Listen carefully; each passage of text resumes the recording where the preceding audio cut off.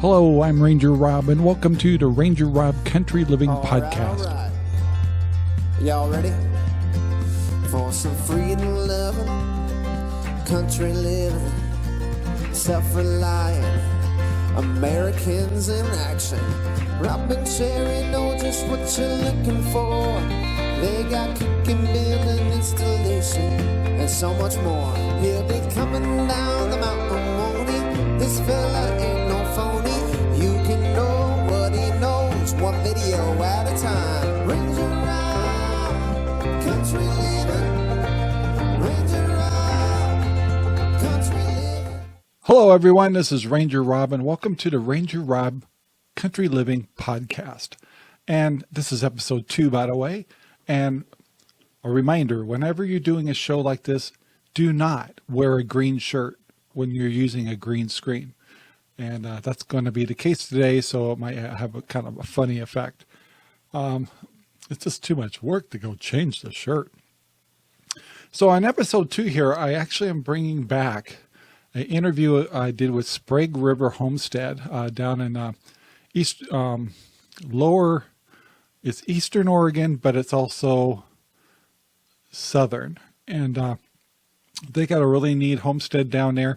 We did an interview with them last year on a different program. And one of the things that people probably don't realize on the podcast is we also can do a video version of this.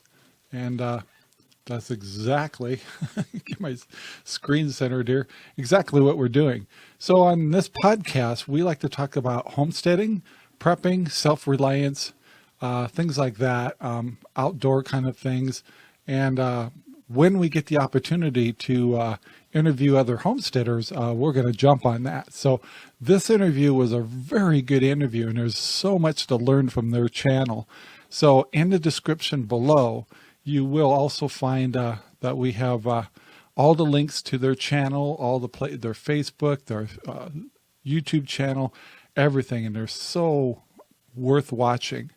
And we urge everybody that with this day and age, it's time to start getting a little more self-sufficient.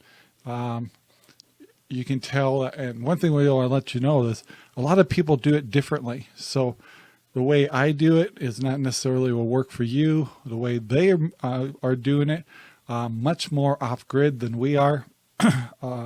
Yeah, and there's so many great channels out there too to go check out. So I urge you to kick back, relax, and check out this interview with Sprague River Homestead. And today we have Nikki and Canaan from, let's see if I say it, Sprague River Homestead. Is that correct? That's correct. So nice to meet you guys. So we stumbled on each other because obviously we have a homestead channel too, or country living. You're more homestead than we are, so that's why we call it country living. So anyway, it's like, where in Central Oregon is other homesteaders? And I found you guys. And I have been watching your channel. And what I want to do is, everybody's listening right now, if you want to see a fascinating channel about homesteading, and I'm talking real homesteading, these folks are the guys to watch. So I want to remind everybody right now, first of all, to go down to the description. You'll find the links to, do you guys have a Facebook channel? We have Facebook, Instagram, and YouTube. Okay, we'll make sure that all that's down in the description before this video goes out. And I urge you to subscribe to their channel. Make sure you go check out their Facebook. And if you're interested in getting into homesteading or getting into the country and stuff, these folks could probably teach you a lot, especially about poultry and rabbits. So we'll get into that in a minute. So you guys, I got to ask, because we all have our stories. In fact, before we started this show, you kind of asked, like, how did I get where I'm at? So before you ended up where you're at today, and we will talk about where you're at today, what were you doing before you were homesteaders? How far back do we go? Yeah, I got a long story behind me too, but generally, what were you guys, career people? Do you have careers? Were you were you working for corporations, or did you even live in the country? We'll go 20 years back to Tennessee. Sure. Okay, so 20 years ago, I wanted to be the next Garth Brooks. So we moved to Nashville. Cool. So I graduated college. We moved to Nashville. I have a degree in engineering, so we moved there. And after about a year of songwriting and trying to play little clubs and everything else, I realized that probably in 10 years I was going to be nowhere. And I had a degree in engineering, so I went and started the career piece. So I got into automotive and just left automotive like 2 weeks ago. So I've been doing that for 20 years. I would say the homesteading piece, I'm a suburb kid, so I grew up the cul-de-sac, you know, the old suburbs and all the kids skateboarding, BMX biking and all that stuff through that. So I was never into homesteading or country living until we moved to Tennessee. Mm-hmm. And about a year into that, we had a place in Tennessee that was 12 acres. Mm-hmm. And so I would say that was probably the beginning. I would say country living more than homesteading, but I never had anything beyond a dog or a cat. So we had llamas, we had geese, we had cats. Well, we didn't have any dogs, but no, we didn't have any dogs. That was about it at the Tennessee house. Yeah, and so we had neighbors that were, I guess they would define what the term redneck looks like. They're good old country boys, you know, and so I don't know. I guess that was probably our first thing into country living, and then the homesteading really probably started in Mississippi. So we were in Tennessee for 6 years. Before you leave Tennessee, though, make sure your volume's down a little bit. I think we're getting a little feedback. But for you, so when did you two meet? We met in 1997. And so, are you guys hooked up or? Nowadays, you don't assume everybody's married, so I assume you guys are a couple. Yeah, we got married We got married in 2002, July of 2002. Gotcha. We met online in an internet chat room in 1997 when my mom was convinced everybody online was an axe murderer waiting to kill me. You didn't happen to meet each other on like farmer dating site or something? Oh, no, he was a total city boy at that point. None of that existed really. There wasn't like online dating sites back then. This is pre that. Oh, that's true. This was back. Everything was DOS based. That's right. Yeah, I remember. We started cutting edge webs back in 2000, and we were, that was just when things were starting up as websites and stuff. And now when I look at what we're doing today, I mean, we're working hard just to make websites. Now everybody can do it in 2 minutes. So, now you got sites like Wix or whatever else that it's here, pick your colors and do this and put in your pictures and done. Yeah. So you guys got married, and you so did you move up here after you were married? Yes. Yeah. So we left Tennessee in 2005 and moved down to Mississippi. So I was in automotive, so I went to work for a global auto manufacturer in Mississippi. Mm-hmm. So we moved down there, and we went from 10 acres in Tennessee down, or 12 acres in Tennessee, to 10 in Mississippi. And so you're making me feel really bad. You know that, don't you? I only have like measly 5. Well, I mean, there are times that we wish we only had 5. Yeah, I've heard that many times. The 10 was enough. We still had, I think at the time we got down there, we brought llamas with us because she's had llamas for 25, 30 years now. Had them since 93. So almost 30 years she's had llamas. So we brought llamas from Oregon down to Tennessee, took them to Mississippi, and then we brought them back to Oregon. So gotcha. So now you're in Mississippi. How did you end up here in Oregon? Well, it was kind of a couple of things. He had burnout from the automotive industry. It's a high stress environment. Gotcha. And at the same time that we were talking about moving back, because my family is all here. My dad actually came up with colon cancer at that same time. So it kind of drove the point home that we were a long way from family. Dad went through surgery and chemo and all that and came out fine. He's clean now. In fact, they live 2 miles from us up the street. Oh, nice. So. Nice. Yeah, I mean, we're kind of driven back to country living for family too, so we totally understand that. Yeah. So now you guys are, I'm going to use the word a little bit more extreme than we are. I can tell you that. And No, would you guys call yourself, would you call yourselves true homesteaders?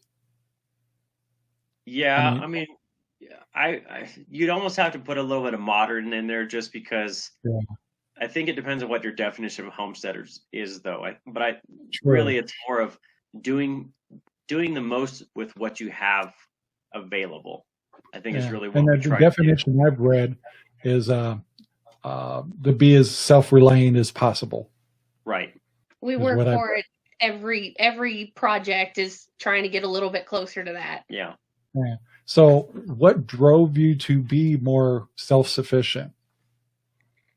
What's some of your reasons? It was a couple of things. So where he was the suburb kid, I was not. So my grandparents raised racehorses, and my family has a big background in logging. We had farms when I was growing up, so we always had chickens and turkeys. I was the weird kid in high school that skipped prom to go to a llama show. So we were always doing other stuff. So I grew up kind of doing all of this stuff, moved out and thought, I'm not going to do any of this anymore. I'm going to go live in the city, and just decided that it wasn't really for me. The apartment living with everybody hearing you, and this didn't really work out very well. But where I got him on board was when he first moved to Jackson, was about the same time that Katrina came into Mississippi and knocked all the power out within 2-3 weeks of you moving. Mm-hmm. And so he kind of got the idea that, we need to probably be a little bit more self-contained than we were. Yeah. And that was kind of the big step for us. Mm-hmm. Yeah. So I got to ask, let me add this onto it, but are you guys also preppers? Or do you, sometimes I hesitate to say preppers, but do you like to be prepared more? I think all homesteaders are preppers. If for not a long-term type thing, we're always preparing for the next season anyway. I mean, that's why we garden and can and put firewood away. So I think in that kind of vein, all homesteaders are preppers. Yeah. Oh, by the way, we just hit gold mine on canning jars at Bimart. They came in with cases. Kind of come and gone with that. We live in more of an agricultural area here, so people tend to find stuff and they buy it out as quick as they can. So well, we bought all everybody was around us. I think we bought like 4 cases because we were like, well, you're not going to find these. I just had to laugh because Sherry went to take her mom to a doctor's appointment. She took care of that, and she stopped by Bimart, and so she comes back and she goes, I hope you're not mad at me, but they had canning jars. We already have some. But oh no, they had all the different sizes and pallets of them. So Sherry just loaded up. The whole car was full of them. So we're in such good shape. But I did not expect that we're going to see more canning jars. But because they're saying they actually waves. I know it's really strange. So, but getting back to you guys though. Anyway, so you guys, how did you find? Now, you guys are on 100 acres, correct? Mm-hmm. So when you came to Oregon, did you plan on buying that much land, or did you, what was your specifications of what you wanted when you did get up here? So we got here, and the home we live in now was originally a vacation property for her parents. And so right around the time that we were thinking of moving in that, I was going to leave a big factory, and I didn't really know how to live in an agricultural setting. So my mind, I was going to look for another factory job or another manufacturing job, which is my background. So we were going to stay here for upwards of a year. And this little house it's a little house in the middle of the woods. It's on 20 acres only.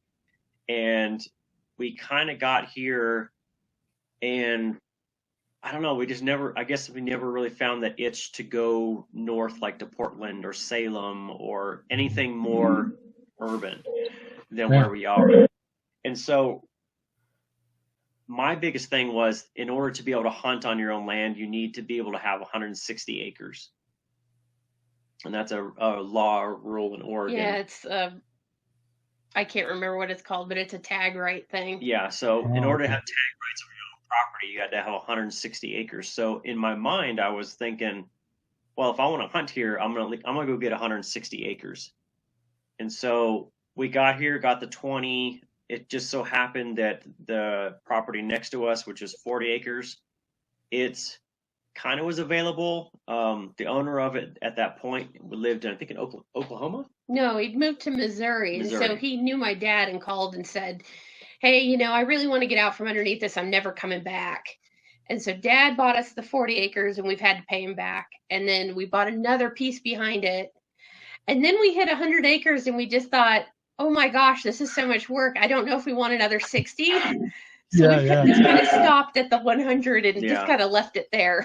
The other pieces, I mean, we had 20, we bought 40 because it was available and it was the right price. And then the 60 behind us came available. It became a widow and her son came up one before I moved up here because Nikki was here a year before I was. They came up and they were at the same place. They didn't really want the land anymore. They had a price in mind and it was a good price to us. So we bought that and we ended up selling 20 of that acreage of that 60 to another neighbor, which got us down to the 100. And then at this point, nobody else really wants to sell. Nothing around us is buildable. So it's not really worth much and nobody really wants to give it up. So we're not going to push the issue. Yeah, I don't really see any reason to pay taxes on it if I'm not going to use it at the moment. Yeah. So not that taxes are very high here, but still. Yeah. So, okay. So now you get this property and you finally build it up to 100 acres. And I imagine a little trials and error, of course. So I know you're starting to focus on some primary, like rabbits and poultry, but I know you have other animals too. But what are some of your lessons learned about things that you maybe used to do and found out it's just not in your best interest as far as maybe, are you still doing the llamas? No, there's just no market in llamas anymore. When we started off back in 1983, they were still going for $5,000 to $10,000 a piece. Wow. And nowadays, they're worth about $500 if you can really find a buyer for them anymore. Yeah. I'm probably going to start doing some more llama stuff in the next couple of years, though, because I'd really like to get back into training them for packing, which is what I used to do when I was in high school. Yeah. And they really are a superior pack animal, but it's getting a herd built back up and getting back to training. And I'm getting older, so I'm not sure if I want to be fighting those 300-pounders anymore. Yeah. So as you did the transition and as you've gotten experience, from what you did raise to what you raise now, and then we'll start getting into all the things you raise now, what are things you learned about things you decided to give up and not do anymore, and maybe new things that you started to get into that you didn't before? Well, we're always tweaking what we have around here. We're in kind of a harsh environment. I mean, even more so than where you're at in Central Oregon. We can get frost. Yeah, we can get frost and freezes every single month of the year. We go below zero quite a bit. We've been as low as 30 below. And then, of course, in the summer, we can go over 100 degrees. So we're constantly tweaking what we've got around here.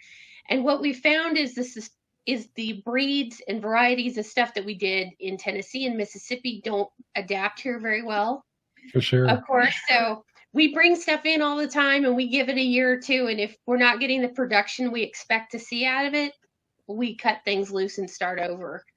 And I've done that with turkeys and chickens and all the rest of it. So your priority in being self-sufficient has been, I'm going to see if I miss anything, has been gardening. I know I have caught some of your gardening techniques that you're using, and some of them are wonderful. And just doing anything is wonderful as long as you're trying. And believe me, I don't know what good and bad is. So, and I've noticed you've got your own, you're doing animals and you're doing it for food too, and for breeding. And my other observation is, I've heard you talk on some of your shows where you're talking about trying to stay debt free, keeping costs or bills low, and changing your way of life so you can sustain a lifestyle like this, which we're doing the same thing. Totally understand that. What are and being more so self-sufficient. I've noticed. I saw one video about you fixing the generator with a mouse in it. That was fascinating. I couldn't believe what a mouse could do to a generator. Yeah, I was the same way because about burned us out. But yes, it's amazing what a little mouse can do. I mean, you're just joking. I thought you were joking on the video, going, "Yeah, that just about burned down my house." It's like, yeah, right. He's just, that's clickbait, And I go to your video and I'm going in there and goes, dang, he's right. I mean, that could have caused the fire. I mean, really, I think if we wouldn't have caught it and been right there to stop it, we were near the house, thankfully, but there's been times, our cooling fan is manual. So when I first moved here, I didn't have the repetition and down for it. And there was one time I didn't turn the cooling fan on, and the thing overheated, and I was at the barns, and I was, 400 feet down the driveway. I couldn't run fast enough to get it turned off. Yeah. Before it damaged anything. And that was amazing. So that was a really good. I mean, I have to say that was a good video because it really wasn't it was good video for lessons learned, but it was not a good for what happened. So one thing I got to ask about you guys is, I'm sure just like me and Sherry, we're going through lessons learned all the time, but so you guys have gone kind of extreme. I mean, you're out there. I mean, you're out there a ways. Is there times that you ask yourself, was it too much, too far, too rural, too out there? Do you do you ever have? I mean, you have drawbacks no matter what. If you lived in the city, it's too many people. You go rural, it's hustle bustle. And if you go out in the country, is it too far out? What are some of your observations of you're farther out than we are? I know that. I would say the first time, I mean, I've had lots of moments where I've thought, I don't know if I should have been doing this. Because the first year I was here alone. So our place kind of we're bordered by national forest. So our closest neighbor is just over a mile as the crow flies. Mm-hmm. And coming from a smaller property with lots of neighbors to be down here by yourself was a little bit terrifying. And I like to think I'm pretty tough, but it was still pretty terrifying. But I know the one moment that I was just like, maybe we lived too far out was when we got 18 inches of snow overnight. Oh. And we have 3/4 of a mile of Forest Service road that we have to maintain. Yeah. And it took me 8 hours with the tractor and bucket to get enough snow off the road to get out. And it's not that we needed to go anywhere, but it was just the idea that if something happened, we couldn't get out. Yeah, so it's just like no matter where you live, if you have 2 cars and both your cars are broke down, maybe the wife's got one and one's broke down, you just panic because even though there's absolutely no place you need to go, just knowing that one car doesn't work, same thing, it just drives me crazy. So yeah, I totally understand that feeling. So before I forget about the animals, I want to get back to, so you guys I've noticed you focused on raising rabbits and breeding rabbits and rabbits for eating, I assume. I haven't caught a video when you talked about eating so much as we were breeding. And then poultry. And so what has been your goals with, let's start with rabbits. What are you guys doing with rabbits as far as generally, are you breeding? Are you making meat rabbits? Are you doing show rabbits? What's the scoop? So I had rabbits off and on growing up, just the assorted weird $5 pet that you pick up at the feed store. Yeah. And I don't know, I've always loved them.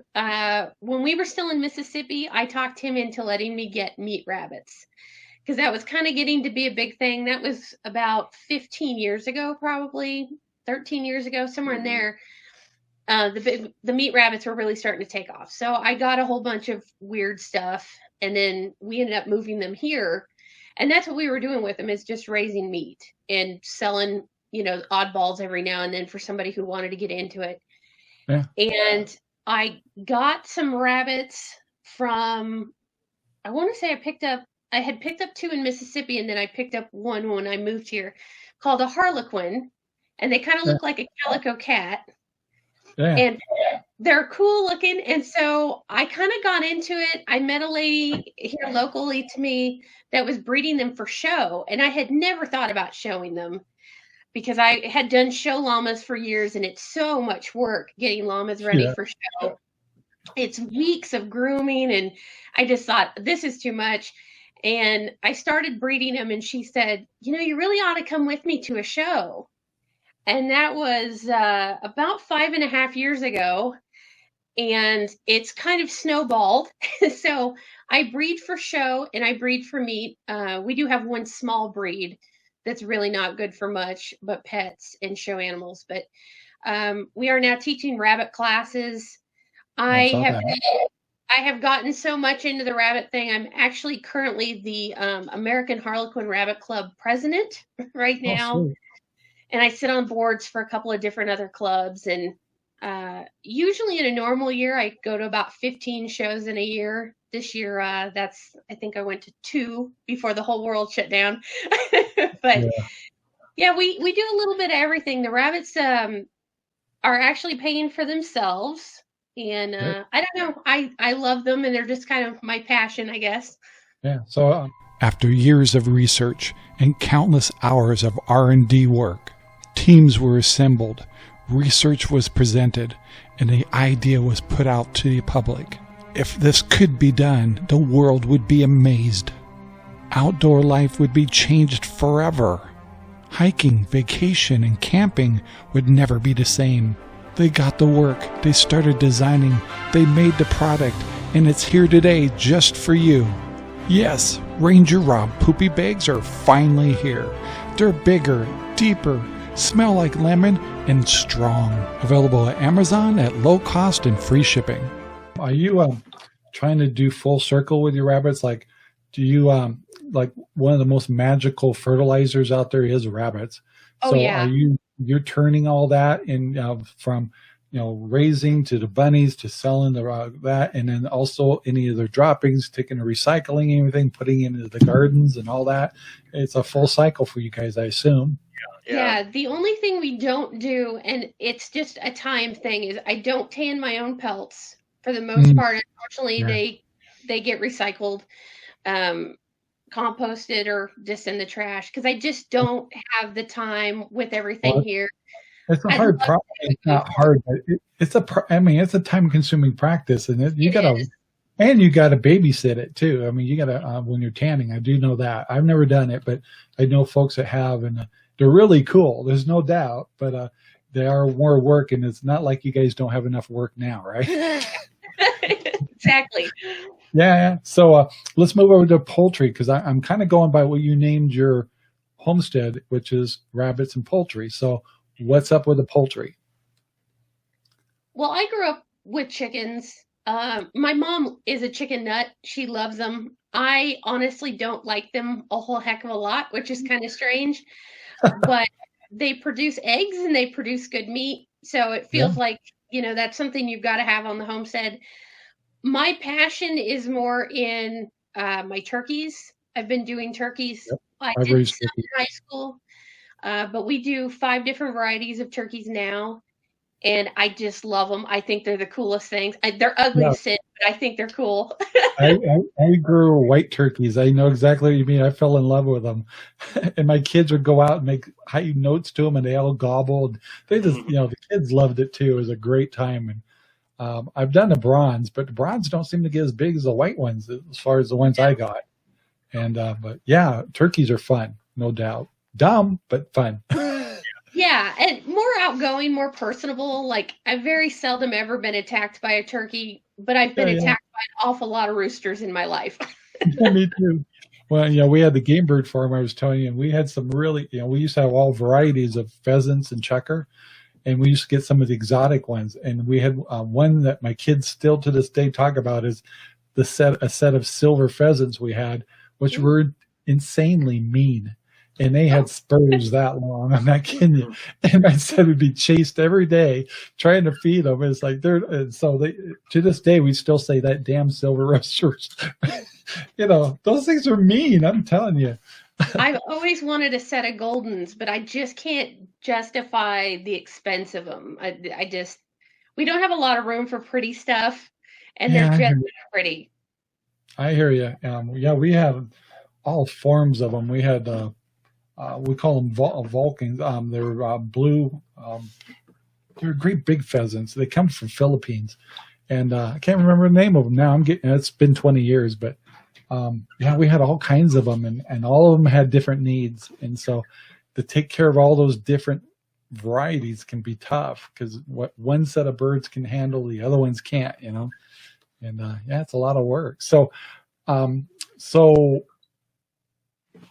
what have been now the world's changed a little bit. Obviously, we got the COVID stuff, and now we got a different leadership and stuff. So, I'm not talking politics, but just generally what our world's going under. What are some of your concerns as a homesteader, based on some of the things that could change, or maybe it'll be better or worse? Or what are things that are your concerns as a homesteader that you would pass on to someone else getting into homesteading or country living? Well, I know for us down here, one of the things that we see every single year is the building codes on property is changing, and you're seeing a lot of stuff that used to be buildable that's being rezoned, or deer migration patterns, or whatever it is, and that seems to be a lot more difficult. The septic requirements on new properties are getting much more difficult. It's getting harder and harder all the time for people to build on their own property. They seem to think if you're not a contractor that you shouldn't be touching anything. Yeah. And then, of course, of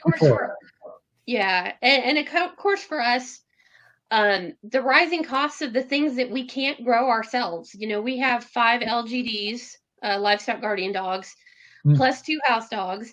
And while we feed them quite a few meats and things off the farm, we can't grow all the dog food that we need. And that is continuously getting more and more and more expensive all the time. Yep. And that's kind of our biggest thing, is concern over the things that we can't grow for ourselves. Like, it's not cost effective to grow wheat, but flour is getting hard to find, as we saw this spring. And the prices of it are just going up all the time. Yeah. So are you changing any of your homesteading practices because of the threat of maybe shortages on food and things like that? Is that something that's in the back of your mind a lot? Like me and Sherry, there's certain things we know we will not be able to grow, so we're buying more of those things and storing them more. At the same time, it's like what we would normally have a smaller garden now has grown to a much bigger garden, and we're building a greenhouse because we're concerned about foods. Are those some of the same thoughts that are going through your heads too? I think, yeah. This is the first time that I've even bothered to have a fall garden. Usually by September, October, our first really good freezes, we pretty much call it, a year on the garden and move on, because usually I'm off at rabbit shows and we're doing other stuff. But this year we're doing a fall garden and we're growing stuff through the winter. We've started growing more and more feed for the poultry and the rabbits in particular. And we're hoping to get some more fields fenced off for the goats, because we do goats too.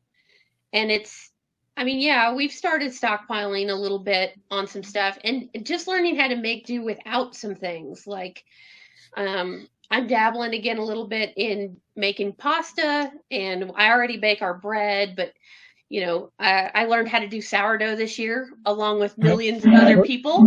Yeah, my wife did too. Yeah, we just did a video about she got a starter going, and so we've been having all these different forms of sourdough stuff. And actually, it's been really cool. But nothing like, we call it the blob. got feeding the blob. What's that? You cut out a little bit. You sit it on the counter and just kind of watch it grow. Yeah. It's like, so Sherry, actually, we stopped doing it because it's like, I'm going through tons of flour just trying to keep the starter going. And so we finally stopped, but we've been running a starter for about 2-3 months now. And it's been kind of fun, and we want to learn how to do it, but just, just in case things get tough with yeast and things like that. It's like, some of these little practices we want to learn how to do. So just in case, but, so I didn't get into the other end. So you said you had goats. Do you, why do you have goats? Well, for me, the goats have always been fun. I like goats is part of it. But when we got here, our main 20 acres and now the other 2 parcels that we own have a lot of sagebrush because that's just what everything is down here. And goats love it. They absolutely think it's goat crack. So we have the goats basically clear land at this point. We do have a lot of dairy breeds, so we're going to start doing our own milk this year. Usually I just let them raise their kids and go on with it. But our herd is now up to almost 30. So, wow. And do they, I got to ask you, do they eat cheatgrass? They'll eat just about anything. Yeah. I mean, they really will eat. They don't like the cheatgrass as much when it finally dies off and gets real nasty, but they'll mow cheatgrass down before it starts to actually get hard and be a nuisance. When I lived here before, I actually had 2 Jacob sheep, and of course they told me, oh yeah, they'll eat the cheatgrass. No, they tippy-toed around all of it except the cheatgrass. And the only reason they're any good at getting rid of cheatgrass is because their hoofs kind of tore up the ground. But they were useless. So I was just curious how your goats did. So they do great. I mean, they're really part of the long-term. I call it terraforming because they clear off all the natural vegetation. They leave behind fertilizer. Oh yeah. Basically, what comes back, everything we've allowed them to eat all the sagebrush off. They'll clear it out 1 year. It'll be sticks the next year that they tend to break off. And about year 3, you really start to see grass come back, natural wildland grass, because they won't allow the sagebrush to come back. They'll come to grass, but they won't do anything else.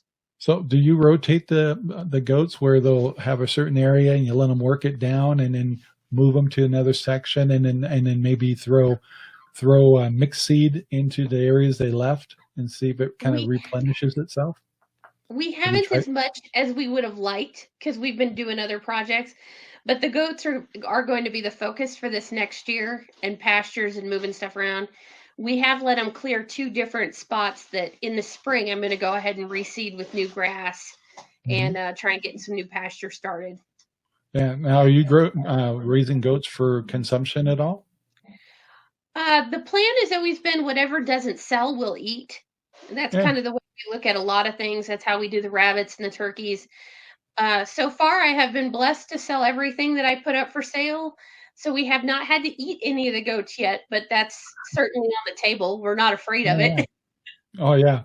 The other thing I wanted to we touched on it a little bit, but for energy purposes, because especially you being out where you're at, you probably have a lot of power outages and things like that. I assume that when you bought your place, were you on the grid? No, it was never on the grid. It had a well dug, but it had no power. Oh. The closest power lines we have are 3/4 of a mile away, and they're the high power. Yeah. So to put power down here, her parents got quoted from the electrical company that they would have to put in a complete transformer station. It'd be about $250,000. Wow. 15 years ago. So you guys are truly off the grid as far as electrical, correct? Yeah, we are 100% off-grid solar. We've always been for 6 years now. Wow, that's impressive. Right after I moved, and we have our own well and septic and all that. We don't have any utilities to this place. Do you utilize solar at all? Yes, we are 100% solar powered. Oh wow! So you're running quite a few panels and the whole works, and do you have a battery bank type thing that you're working off of? And so wow. But and then you have the generator probably to top off the batteries pretty much. Yeah, the days that we get a lot of snow or there's just cloud cover, you don't make enough power with solar. You've got to do something. You either sit with no power and allow your batteries to work extra, or we just go fire up the generator for a couple hours. Wow. I didn't realize you guys were that far. I mean, really off the grid that much. That's amazing. So that's great. And see, I did write some notes down. I haven't even looked at them. I got to ask what, I take it I haven't seen in any of your videos, no kids involved here, right? Nope. Nope, we were not so blessed. So all of our kids have 4 legs. Nothing wrong with that. So I was going to ask you, have you guys always been homesteaders? And we got that story. So that's amazing. And why? I hope I covered the why, because a lot of this, I'm trying to answer these questions that people would want to ask you or thinking about homesteading. Why homestead? I mean, what would you generally say? Why should we homestead? I think it's more or less trying to do the most you can for yourself. And just really, she grew up in the country, I grew up in the city, and the thing didn't really click to me of why to even try, because it was living through Katrina and seeing, devastation of land, property, and then people. I mean, people turned on each other. I mean, within families and all that. It was heartbreaking to see it. It was scary. Because I had just moved to Mississippi. I'd been there 3 weeks. I was staying with some friends I knew. Just started a new job. I didn't know anybody, and then here comes this hurricane and basically, leveled New Orleans pretty close, and came so far inland. I was stuck living with some friends. Yeah. There were gas shortages and that. And when I went back to Tennessee on the weekends, back to our place there before I moved, I'd come home with a bed full of gas cans because it was plentiful where Nikki was in Tennessee, but you'd wait an hour in line to get a tank of gas, and then gas stations would run out and there'd be riots, and it's just like, oh, I don't want to ever do this. So, I would say at that point we were more along the lines of preppers because we didn't want to live through a natural disaster again. But the more along the lines of it, me being an engineer, her being from I guess a country setting, it kind of mixed to where, we were planning against the risk of the future of trying to do that. And I always think when anybody says, why homestead, I think, well, why not? If you look at the history of people, the way modern man lives now is not exactly the natural way that we used to live.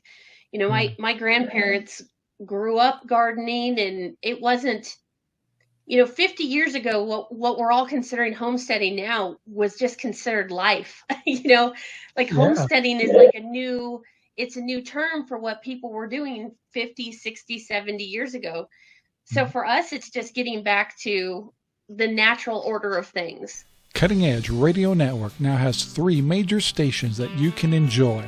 Good Talk Radio bring you 24/7 of high-quality talk shows. Good Music Radio bring you 24/7 of classic rock and top hits. And Good Old Radio 24/7 vintage radio shows, podcast form, and 24/7 radio. So come join us at Cutting Edge Radio Network for a full flavor of radio entertainment. I do some other radio shows. I do ones called Easy Street, and I like to talk about more of my prepping and stuff on there, or concerns about. And one of the things that really bothered me, I'm sure you'd say the same thing, and you're proving it to me, is I learned through business and all things, never have all your eggs in one basket. I kind of talked about that earlier. It's like we talked about YouTube. I said, oh, we're much more than that. Well, I have a reason for that. I never put all my eggs in one basket because I've been burned. And I look at electricity as one of those things that Americans all depend on. And could you imagine life if some reason a solar flare came along and we couldn't produce energy? I'm not saying disasters or shit, or war or whatever. Just something comes along and we just can't transmit electricity anymore. Something weird and stuff. Could you imagine what we would all go through? And you guys would just be up there going, so what's the difference? Pretty much. Like, nothing's changed here. And it's like, and so when I preach about, I guess it's preaching, but I like to urge people to be more self-sufficient, more homesteadish. And I tell people when you do it, don't necessarily go off the grid. Get something on the grid and work yourself off of it. And it's a lot. I mean, depending, and also age has a lot to do with it. Obviously, we've got some years on you, so I really don't want to be doing some of the things that you guys are doing at your age. I've done those things before, and it's like, but now I'm at this age, and I came back into country living at this age now, and I'm going, I'm not doing that again. So I want to be on the grid, and I'll put in systems that will allow me to go off the grid if something happens.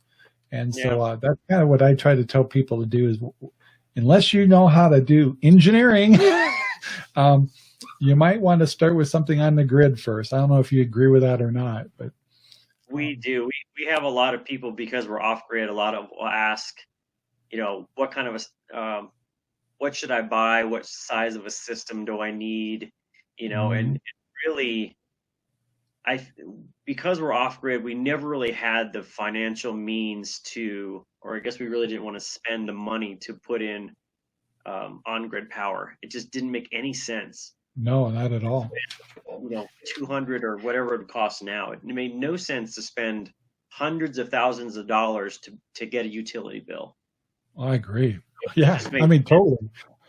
Yeah, it made sense for us to figure out how we wanted to live and then build the system to allow us to live like we wanted to. Yeah. Well, and we tell a lot of people. Go ahead. I'm sorry. We tell a lot of people, they ask us about going off grid. We usually say, why? I mean, like, I mean, really, because for most people, they don't really need it. I see nothing wrong with, a generator backup or whatever. But if you don't need to go, as much as solar has come down in price, it's not there yet to where it's necessarily feasible for every person yet. Agreed. So if you're on grid, there's nothing wrong with being on grid. You just need to watch your power consumption, have a plan for the times that the power goes out. Because we used to live in Mississippi where the power is out like every week. Yeah. It's constant. Storms are always taking the power out. And we just learned how to cut our power back and how to adjust so that if our power was out for 3 days, we'd be fine. Yeah. Interesting. I got to make sure, I don't want to try to go past an hour here, but so I want to make sure you guys, first of all, what are some of your short-term and long-term goals based on what you're doing today? I didn't say these were easy questions. Long-term goal is just to survive it. I used to want to agree with you. It's like, yeah. Short term, I'd like to be better utilizing all of our property, because right now we've mostly focused on the main 20. We're starting to branch out into the other 80 acres, but I'd like to be utilizing more of it, buying less feed for the animals, wrapping up the 10,000 projects that I have going at any given time. Yeah. That would be nice. Yeah. And this is good to hear, because hearing somebody with property and animals, you're, and talking about having that much property, it's like, why have it if you can't utilize it? And so I hear that in your talk here is you want to find a way to utilize it, but people need to know there's a cost involved to make fences and make roads and things like that. And so biggest thing that people don't realize on homesteading is the one thing you'll never have enough of is time. Yes. Right? So much agree. Because you can spend all the money in the world to buy other people's time, but you can't spend more than you have of yourself. And so when she talks about she's got, a lot of projects going on, I've got a lot of projects going on. This year alone, I was furloughed for almost 6 months. So we were full-time homesteaders for 6 months. And still didn't make a dent in the to-do list. And totally understand. Yep. We had house extensions. I mean, like you said, we saw this new building was always kind of a plan. And we had set aside the means to buy all the materials and do all that stuff. And it was this year. It just so happened that COVID hit and, everything kind of got weird. But the plan was to always do that. And so we went big on doing a lot of our other stuff. And here we are coming in, it's almost mid-November. We haven't even cut the first thing of firewood. Yeah, we're a little behind, but we're at we have no firewood put away this year. For this year, we still have some left over, but we're fine on food. We did meat chickens this year. We still have a garden growing, so we're fine on that. But time is the thing we never have enough of around here. Totally. And we did make. I would even say the same point, even with 5 acres. Sherry's not working either right now because of the COVID, and we are so busy. It's like, when did we have time to work? There is never, ever free time here. I mean, we just have to shut down and say we're taking a break. Otherwise, today, I've got a business to run too, so I'm running a radio station and TV station. At the same time, I had to go and start working on the roof of the greenhouse and get that done because we sat it aside for a little bit to take care of all the other projects, and we're caregivers too at the same time. So we got to take care of her mom, and she's in assisted living, so we're taking care of that. So yeah, we're spread real thin, and we just have 5 acres, and we're on the grid. And so that's why I will not do what you're doing at my age. That's one thing I always want to put emphasis is, like, know what your limitations are, right?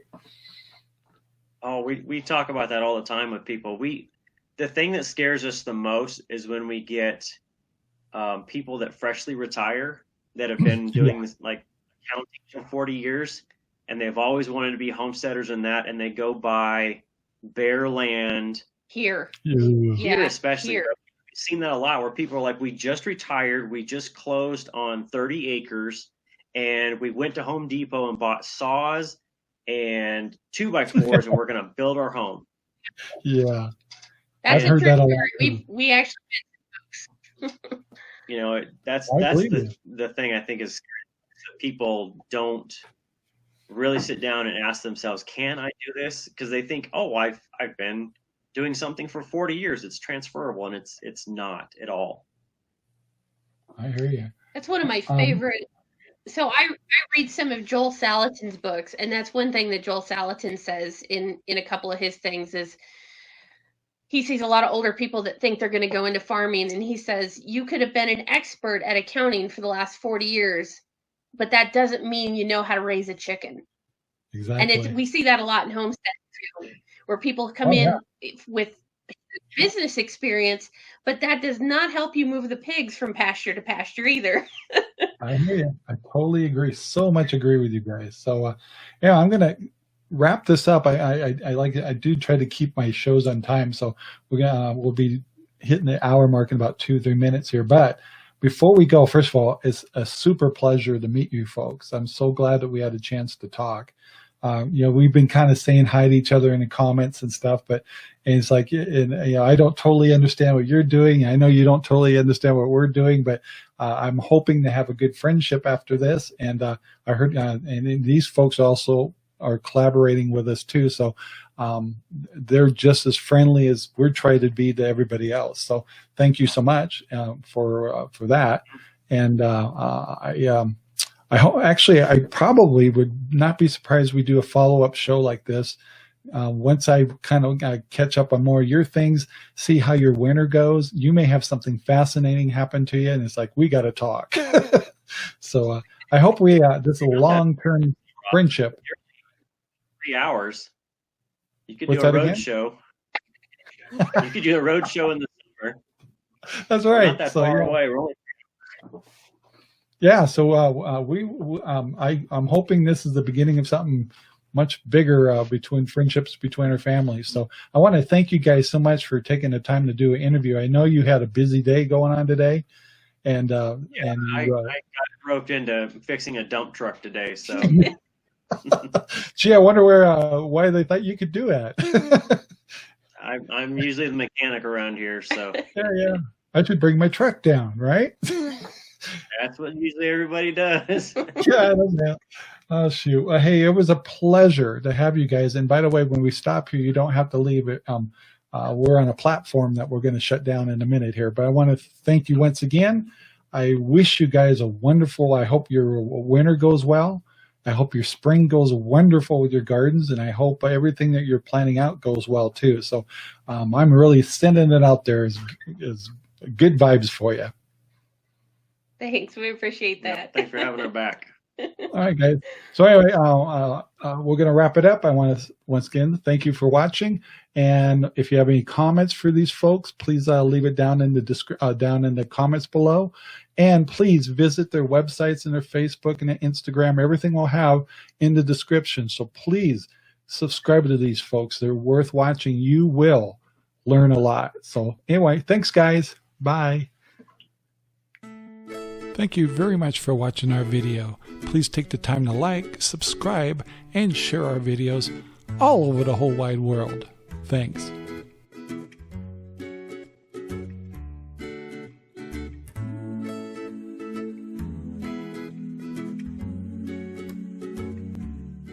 Our videos are made possible by RangerRob Poopy Bags, available at Amazon right now.